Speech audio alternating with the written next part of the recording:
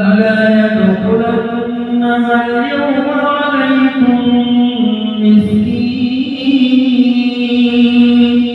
وغدوا على حرد قادرين فلما رأوها قالوا إنا لضالون بل نحن محرومون قال أوسطهم ألم أقل لكم لولا تسبحون قالوا سبحان ربنا